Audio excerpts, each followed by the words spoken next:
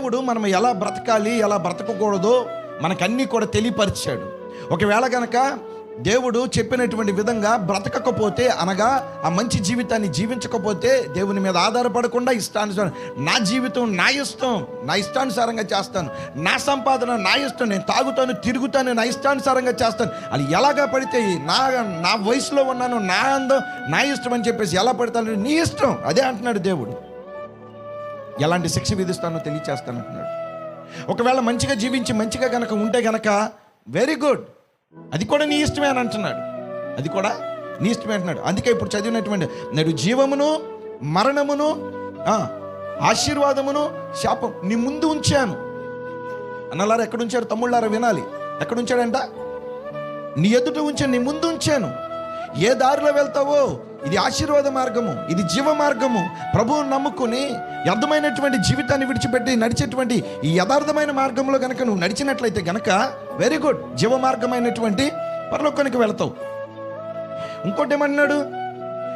మరణమును శాపమును నీ ఎదుట ఉంచాను. ఏముంచాడు? మరణమును శాపం, అది కూడా నీ ఎదుట ఉంచాను. ఈ దారిలో వెళ్తావు, ఈ దారిలో వెళ్తావు, నీ ఇష్టం. అతి తెలివి కలిగినటువంటి వాళ్ళు వాడుతూ ఉంటారనమాట. ఎందుకు ప్రభు తప్పు చేస్తున్నప్పుడు తప్పించవచ్చుగా, నీకు చెప్తున్నాడు చేయకూడదని. చేస్తే ఏం జరుగుతుందో చెప్తున్నాడు. చేయకుండా మంచి జీవితం జరిగితే ఎలా ఉంటుందో చెప్తున్నాడు. నీకు స్వతంత్రం ఇచ్చాడు దేవుడు. హల్లెలూయా. మనం బానిసలము కాదు, ప్రభు మనల్ని బానిసలుగా చేయలా, ఆయన బిడ్డలుగా స్వతంత్రం ఇచ్చాడు. ఆమేన్. ఏం చేశాడు? స్వతంత్రం ఇచ్చాడు. కానీ ఎలాగ వాడుకోవాలో దేవుడు తెలియచేస్తున్నాడు. ఆ జీవిత ప్రకారం కనుక నువ్వు నడవకపోతే, దేవుడు అంటున్నాడు నువ్వు మంచి చేసినా చెడు చేసినా ఎలా చేసినా కానీ ఎన్నుకునేది నీ ఇష్టం. ఎన్నుకోవటం ఏంటిది? నీ ఇష్టం. అయితే భూమిని ఆకాశమును మీ మీద సాక్షులుగా ఉంచాను. ఏటిని సాక్షులుగా పెట్టాడంట?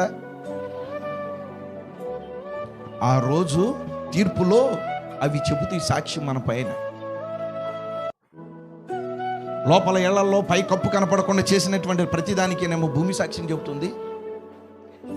బయట బజారులోనూ బయట ఇష్టానుసారంగా చేసినటువంటి మోసం, అబద్ధం చూసినటువంటివి కానీ చేసినవి కానీ ఈ చేసినటువంటి ప్రతిదానికి కూడా ఏది చూస్తుంది? ఆకాశం చూస్తుంది. ఆకాశం చెబుతుంది మాట్లాడతాయి అంట. ఆ రోజు అయితే బైబిల్ చెబుతుంది ఏంటిది?